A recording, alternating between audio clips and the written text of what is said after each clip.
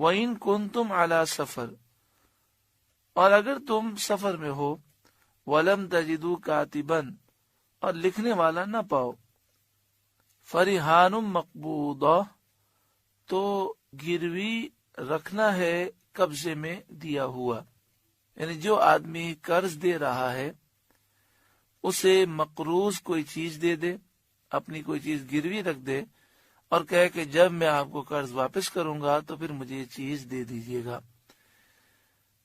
یہ چیز رکھنے سے فائدہ کیا ہوگا؟ اس سے فائدہ یہ ہوگا کہ قرض لینے والے کو بار بار چیز یاد آئے گی، تو جب جب اسے اپنی چیز یاد آئے گی تو اسے یاد آئے گا کہ میں مقروض ہوں، مجھے فلاں کو قرض واپس کرنا ہے۔ اور جس شخص نے قرضہ دیا تھا اس کے پاس جب یہ چیز گروی ہوگی تو اسے یاد رہے گا کہ یہ چیز مجھے فلاں نے دی ہے، مجھے اس سے قرض لینا ہے، تو اس طرح دونوں کو یاد دہانی ہوگی۔ اب یہاں پر بھی یہی مسئلہ ہوتا ہے کہ اگر قرض دینے والا یہ مطالبہ کرے کہ آپ ایسا کریں، کوئی چیز میرے پاس گروی رکھ دیں، فی الحال ہمارے پاس کوئی لکھنے والا نظام موجود نہیں ہے، تو سامنے والا برا مان جاتا ہے۔ حالانکہ برا نہیں ماننا چاہیے، ایسا کرنا مستحب ہے اور مستحب پر عمل کریں گے، قرآن مجید فرقان حمید کی آیات پر جب عمل کریں گے تو انشاءاللہ تعالی دونوں کے لیے آسانی ہو جائے گی اور اللہ تعالی برکتیں عطا فرمائے گا۔ یہاں پر یہ ہے کہ سفر میں انسان ہو اور لکھنے والا نہ پائے تو کوئی چیز گروی رکھ دے، اس آیت سے تو سفر کا مسئلہ ثابت ہے، اور حدیث پاک سے یہ ثابت ہے کہ سفر میں نہ بھی ہو یا ہم لکھنا نہ چاہیں تو کوئی چیز گروی رکھ دینی چاہیے۔ نبی اکرم صلی اللہ علیہ وآلہ وسلم کی حدیث پاک ہے کہ رسول کریم صلی اللہ علیہ وآلہ وسلم نے مدینہ طیبہ میں اپنی زرہ مبارک یہودی کے پاس گروی رکھ کر 20 سا جو لی ہے۔ یعنی حضور کی اس حدیث میں ہمارے لیے تعلیم ہے کہ اس طرح بھی معاملات کیے جا سکتے ہیں۔ فَإِنْ أَمِنَ بَعْضُكُمْ بَعْضًا، اور اگر تم میں ایک کو دوسرے پر اطمینان ہو، فَلْيُؤَدِّ الَّذِي اؤْتُمِنَ أَمَانَتَهُ، تو وہ جسے اس نے امین سمجھا تھا اپنی امانت ادا کر دے۔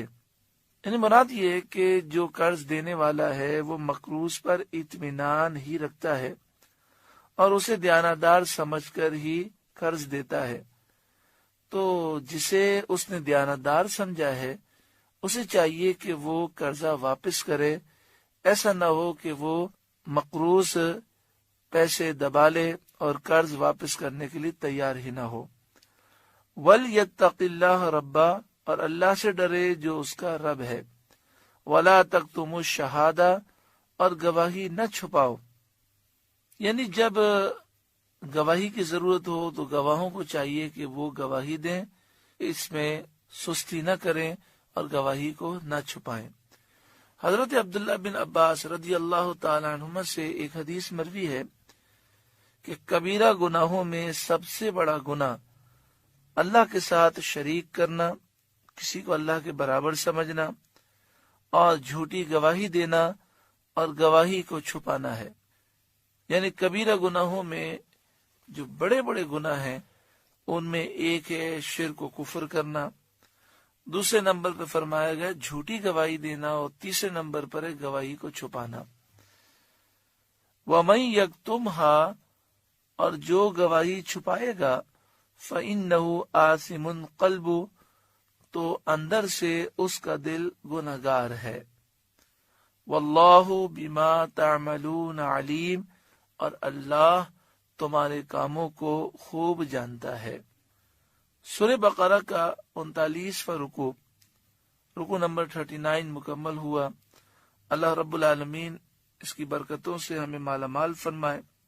اس رکوع میں 2 آیتیں ہیں۔ دوسری آیت میں ہم نے یہ سماعت کیا کہ جب آدمی آپ کو قرض دیتا ہے تو وہ آپ کو دیانتدار سمجھ کے دیتا ہے، آپ پہ بھروسہ کرتا ہے، تو ہمیں چاہیے کہ خوش اخلاقی کے ساتھ اور خوش اسلوبی کے ساتھ قرض کو ادا کریں۔ ہمارے معاشرے میں یہ ہوتا ہے کہ جب قرض لینے کے لیے آتے ہیں تو لوگ بڑی خوش اخلاقی سے پیش آتے ہیں، اور پھر جب قرض دینے کی باری آتی ہے، واپس کرنے کی باری آتی ہے، تو بہت تنگ کرتے ہیں، اور بسا اوقات وہ قرض واپس کرنے سے انکار بھی کر دیتے ہیں، لوگوں کے پیسے کھا جاتے ہیں۔ اللہ تبارک و تعالی ہر ایک کو عقل سلیم عطا فرمائے۔ نبی اکرم صلی اللہ علیہ وآلہ وسلم اس معاملے میں کس قدر آپ تعلیم فرماتے کہ حدیث پاک میں ہے کہ جب آپ نماز جنازہ کسی کی پڑھاتے تو پہلے یہ سوال کرتے کہ اس پر کوئی قرض ہے۔ اگر بتایا جاتا کہ ہاں یہ مقروض ہے تو آپ یہ فرماتے کہ اس کا قرض کتنا ہے۔ اگر 3 درہم یا اس سے زائد اس پر قرض ہوتا تو آپ یہ سوال کرتے کہ کیا اس کی جائیداد میں اتنی رقم ہے کہ جس سے یہ قرض ادا کیا جا سکے۔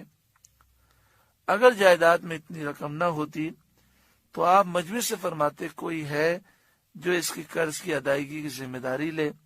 اگر کوئی ذمہ داری نہ لیتا تو آپ فرماتے جس کے اوپر 3 درہم قرض ہو اور اس کا یہ معاملہ ہو کہ اس کے پاس جائیداد بھی نہیں کہ جس سے اس کے قرض کو ادا کر سکیں، اور کوئی اس کے قرض کی ادائیگی کا ذمہ دار بھی نہیں ہے، تو آپ فرماتے ہیں میں اس کی نماز جنازہ نہیں پڑھوں گا۔